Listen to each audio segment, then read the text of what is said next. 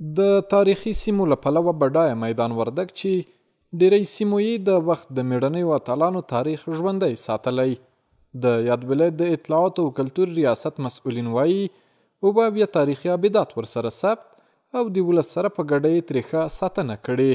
کوشش وکول ولسوالۍ ته سفرونه وکول، ساحې مو کتلې، له قومي مخورو سره مو لیدلو. نو اوس په ولایت کې په مختلفو ولسوالیو کې واویا تاریخي ابدات یا تاریخي سیمې موږ لرو، خو زموږ کوشش جاري ده. مخته شپو کې هم موږ یو فرهنګي پلاوی بیسودین ولسوالۍ ته ولېږل، ورې کوشش کوو چې دا ساحې شته سیمه یې راسره ثبت کړو. ورته مهال د دې ولایت اوسېدونکي وایي د تاریخي سیمو په ښه شکل ساتنه یې له حکومت سره ګډ مسؤلیت دی او دا د سیلانیانو په جلبولو کې رغنده رول لوبوي او وخت نا وخت ترې لیدنه کوي. خو دغه الغطا چې دا ساتل شوې ده لا تر اوسه چا کار نه دی پیدا کړی، نه په پیدا کوی چې موږ هم کار چې وساتل. پوښتنه دا ده چې مقصد چې بیا رغونه یې وشي او دلته جوړه شي.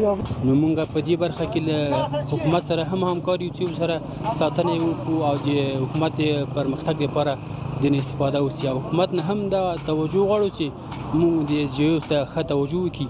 مسؤلین وایي چې د دغه ولایت په بېلابېلو ولسوالیو کې تاریخي ابدې شته چې بیا رغونې ته اړتیا لري. زیاتوي چې د ساتنې لپاره به یې پر وخت ګامونه اوچت کړي.